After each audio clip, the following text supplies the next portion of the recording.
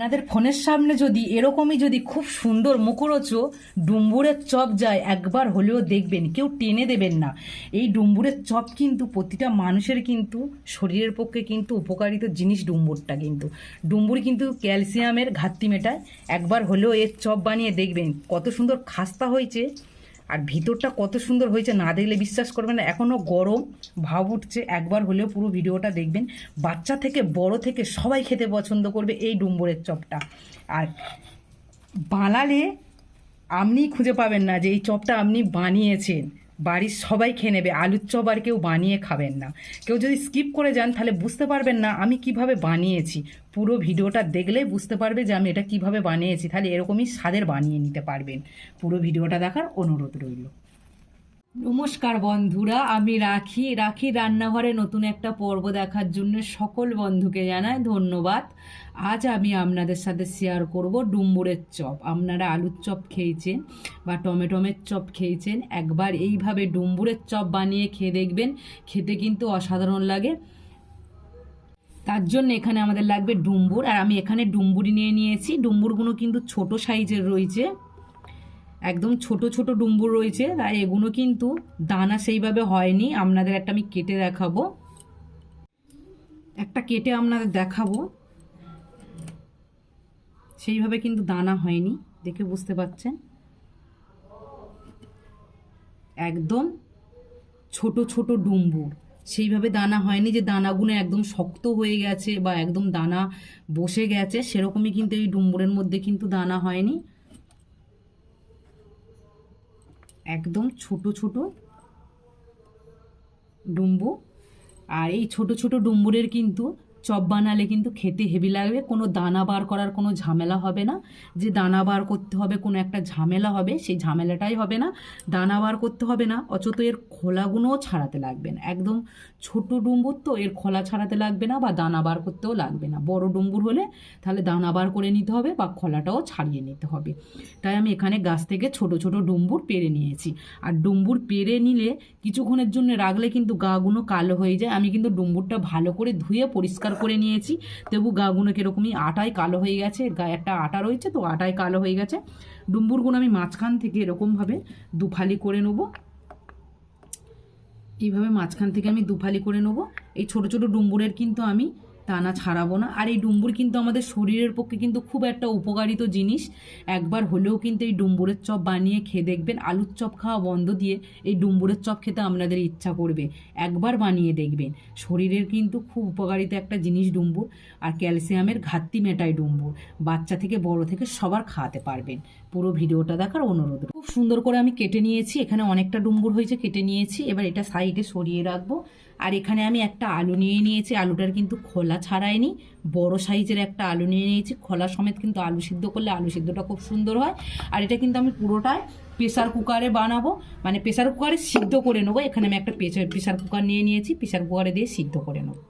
আলু দুটো দিয়ে দেবো আর ডুম্বুরগুলো দিয়ে দেবো। তাহলে সিটি মেরে নিলে কিন্তু খুব সুন্দর কিন্তু তাড়াতাড়ি হয়ে যাবে সিদ্ধটা। এখানে এবার আমি জল দেবো, অল্প করে জল দিয়ে দিয়েছি। এখানে আমি 3টের মতন সিটি মেরে নেবো। 3টের মতন সিটি মেরে নিলে এখানে হয়ে যাবে, বেশি মারবো না। এখানে আমি একটা গামলা নিয়ে নিয়েছি, আর গামলার মধ্যে নিয়ে নেবো 1 বাটির মতন বেসন। এখানে আমি 1 বাটির মতন নিয়ে নিয়েছি। আর বেসনটা যদি কেনার সময় যদি দেখেন যে দানা দানা ভাব রয়েছে, তাহলে একটু চেলে নেবেন। বেসনটা চেলে নিলে কি তাহলে মাখানোর সময় কোনো অসুবিধা হবে না, ব্যাটারটা তৈরি করার সময়। এবার এখানে আমি নেবো লবণ। এখানে স্বাদ মতন লবণ দিয়ে দিয়েছি। একটুখানি কালার হওয়ার জন্য কাশ্মীরি লঙ্কার গুঁড়ো ব্যবহার করলাম। দিয়ে দেবো অল্প করে হলুদ গুঁড়ো। একটুখানি খাস্তা হওয়ার জন্য বেকিং সোডা ব্যবহার করলাম অল্প করে। আপনারা চাইলে এখানে বেকিং পাউডারও ব্যবহার করতে পারেন, কিন্তু সোডাটা ব্যবহার করলে খুব বেশি ভালো হবে। সব কিছু ভালোভাবে এইভাবে আমি একটু মাখিয়ে নেবো। এবার এখানে আমি অল্প অল্প করে জল দেবো আর এটা মাখিয়ে নেবো। একসাথে বেশি করে জল দিয়ে দেবো না, অল্প অল্প করে দেবো আর মাখাবো।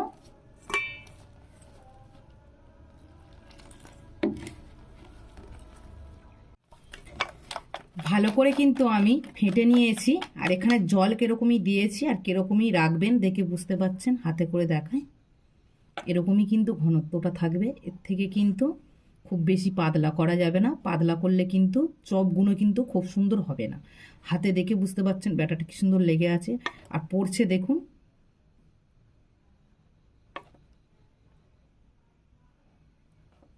দেখলে বুঝতে পারবেন এটা এইভাবে তৈরি করতে হবে।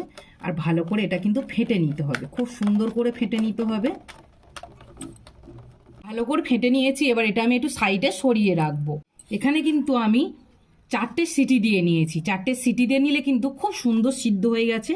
ডুম্বুরগুলো কিন্তু একদম খুব সুন্দর সিদ্ধ হয়ে গেছে। এবার ডুম্বুরগুলো আমি ভালো করে মাখিয়ে নেবো, আপনাদের দেখায়, দেখে বুঝতে পারছেন ডুম্বুরটা কত সুন্দর সিদ্ধ হয়েছে। এইভাবে ভালো করে এটা মাখিয়ে নেবো। ডুম্বুর আলুটা খুব সুন্দর করে মাখিয়ে নেবো। আলুটাও কিন্তু খোলা ছাড়িয়ে আমি মাখিয়ে নিয়েছি। আপনারা চাইলে কিন্তু আলুর খোলা সমেত রাখতে পারেন। আর এখানে কিন্তু আলুটা কিন্তু আমি খুব একদম মিহি করে মাখাইনি, এখানে কিন্তু অনেকটা কিন্তু ডালা ডালা ভাব রয়েছে, ভালোই ডালা ডালা ভাব রেখেছি এখানে। এইভাবে কিন্তু মাখালে কিন্তু চপগুলো কিন্তু খুব সুন্দর হবে। আলুর চপ কিন্তু আপনারা যখন খেয়েছেন অবশ্যই দেখেছেন আলু কিন্তু খুব একদম মিহি করে মাখায় না। এইভাবে আমি মাখিয়েছি এই ডুম্বুরের চপে। এবার এটা আমি একটু সাইডে রেখে দেবো, দিয়ে কিছু মশলা রেডি করে নেবো। এখানে আমি কড়া বসিয়ে দিয়েছি, কড়াটা কিন্তু গরম হয়ে গেছে। এবার এখানে আমি সাদা তেল দেবো, আপনারা চাইলে এটা কিন্তু সর্ষের তেলও রেডি করতে পারেন মশলাটা। আমি এখানে সাদা তেলেই মশলাটা রেডি করে নেব। এবার এখানে আমি দিয়ে দেবো 3টে শুকনো লঙ্কা। শুকনো লঙ্কাগুলো একটু মুখ ফাটিয়ে নেবেন, তাহলে আর গায়ে আর ঠিকরে আসবে না। খুব সুন্দর করে আমি ভেজে নিয়েছি, এবার তুলে নেবো আমি। এখানে আমি একটু আদা আর রসুন ঘষে নিয়েছি। আদা রসুনটা একটু ঘষে নেবে, নিলে কিন্তু ভালো হবে। বেটে নেবেন না, ঘষে নেবে। একটু আদা আর রসুন একটু বেশি করে দেবেন, আদার থেকে রসুনটা একটু বেশি করে দেবেন, খেতে ভালো লাগবে। আর ঘষে নিলে কিন্তু কি সুন্দর একটু মানে ছিগড়ে ছিগড়ে ভাব থাকে, ভালো হবে চপে, এইগুলো সুবিধা হবে। বেটে নিলে একদম পুরো মিহি হয়ে যাবে। এখানে দিয়ে দেবো একটু গুঁড়ো জিরে, অল্প করে দিয়ে দেবো একটু গরম মশলা। আমি ডুম্বুর দিয়ে চপটা বানাচ্ছি তো, গরম মশলা দিলে কিন্তু খেতে ভালো লাগবে। এখানে আর কোনো মশলা দেবো না, খুব সুন্দর আমার রেডি হয়ে গেছে। এবার এটা আমি লাভিয়ে নেবো, খুব সুন্দর সেন্ট উঠছে মশলাই থেকে। মশলাটা কিন্তু আমি কড়ার মধ্যে ঢেলে নিয়েছি, আর এত সুন্দর সেন্ট উঠছে ধারণার বাইরে। এখানে দেবো লবণ আমি।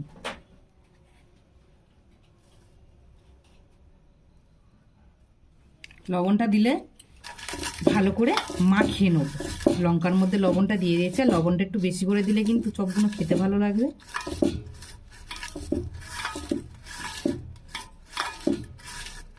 ভালো করে মাখিয়ে নিয়েছি। এবার এইভাবে আলুর থাসাটা এইভাবে ভালো করে মাখিয়ে নেব। চপ কি বানাবো যেন মনে হচ্ছে এই থাসাটা দিয়ে গরম গরম ভাত খেয়ে নিই, এত সুন্দর সেন্ট উঠে। এখানে আমি একটা থালা নিয়ে নিয়েছি, থালার মধ্যে একটু বেসন ছড়িয়ে নেব, অল্প করে একটু বেসন ছড়িয়ে নেব ভালো করে। এবার এখানে আমি ছোট ছোট করে আলু নিয়ে নেব। এইভাবে এইভাবে এখানে রেখে হাত দিয়ে এইভাবে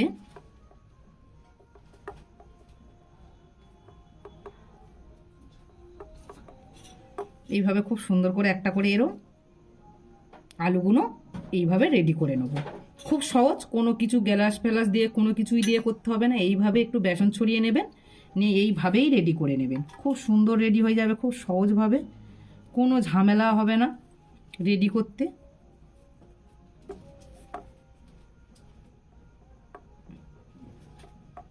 খুব সুন্দর করে রেডি হয়ে যাবে।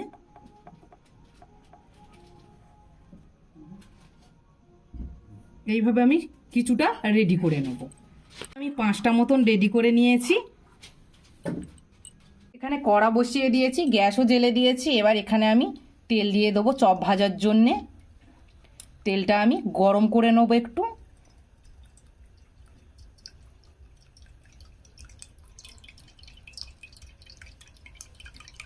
চপ ভাজতে গেলে কিন্তু তেলটা বেশি লাগবে। এখানে এখানে আমি আরেকটু এটা ফেটে নেবো। এটা কিন্তু যত ফাটবে কিন্তু তত কিন্তু চপগুলো কিন্তু খুব সুন্দর হবে। ভালো করে ফেটে নিয়েছি। এবার এখান থেকে আমি একটা করে নিয়ে নেব, এইভাবে ব্যাটারের মধ্যে দিয়ে দেবো। এবার এটা এইভাবে তুলে নিতে হবে, এরমভাবে তুলে নেবেন। এইভাবে 3টে আঙুল দিয়ে দেবেন, এই আঙুলটা বাদ দেবেন, দিয়ে এইভাবে 3টে আঙুল দিয়ে দিতে হবে কড়ার মধ্যে, তাহলে কিন্তু চপগুলো কিন্তু খুব সুন্দর হবে। এবার এখানে আমি একটা চপ এইভাবে সাইড দিয়ে দেবো। তেলটা কিন্তু এরকমই গরম রাখতে হবে, খুব সুন্দর।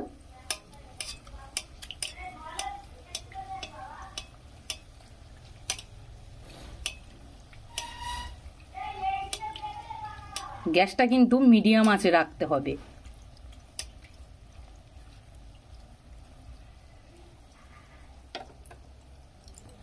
এবার আমি উল্টে নেব এইভাবে।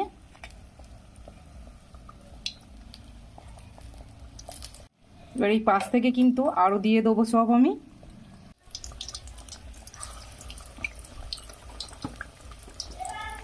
এখানে 3টে দিয়ে দিয়েছি। 3টে চপ কিন্তু খুব সুন্দর হয়েছে, একদম ফুললে ঢোল হয়ে গেছে।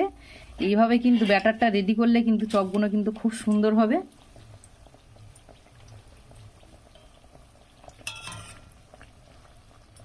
এগুলো কিন্তু আমি মিডিয়াম আঁচে দিয়ে রেডি করছি। আর তেলটা কিন্তু খুব কড়া করে কিন্তু গরম করা যাবে না, তাহলে চপগুলো তাড়াতাড়ি কালার চলে আসবে আর খাস্তা ভাবটা আসবে না। খুব সুন্দর করে কিন্তু এখানে আমি লাল লাল করে ভেজে নিয়েছি। এবার আমি তুলে নেব। খুব সুন্দর হয়েছে কিন্তু চপগুলো, দেখতে কত সুন্দর লাগছে না?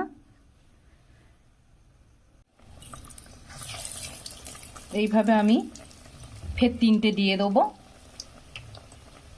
খুব সুন্দরভাবে। 3টে আঙুল দিয়ে ছাড়লে কিন্তু খুব সুন্দর ছাড়া হবে।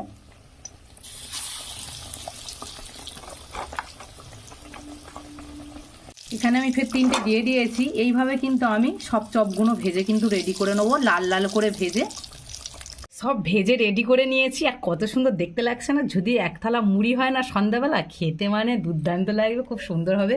আর এর স্বাদ কিন্তু খুব সুন্দর হয় এই ডুম্বুরের চপ। একবার হলেও কিন্তু আপনারা বানাবেন, বন্ধু বান্ধব সবার সাথে শেয়ার করার অনুরোধ রইল, সবার সাথে শেয়ার করবেন।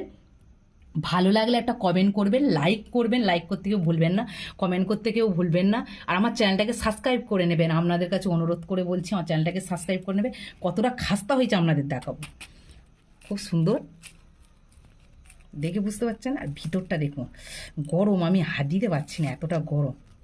ভিতরটা দেখে বুঝতে পারছেন যে কত সুন্দর, পুরে থাসা আলু, পুরো একদম ভর্তি হয়ে আছে আলু আর ডুম্বুরে পুরে থাসা। খেতে কিন্তু অসাধারণ লাগবে গরম গরম। আপনারা সবাই ভালো থাকবেন, সুস্থ থাকবেন, আমার ভিডিওটা দেখবেন আর চ্যানেলটাকে সাবস্ক্রাইব করে নেবেন, পাশে থাকা বেল বাটনটা অন করে রাখবেন। নতুন নতুন ভিডিও ছাড়ার সঙ্গে সঙ্গে সবার আগে আপনাদের কাছে পৌঁছাবে। আপনারা সবাই ভালো থাকবেন, টাটা বন্ধুরা।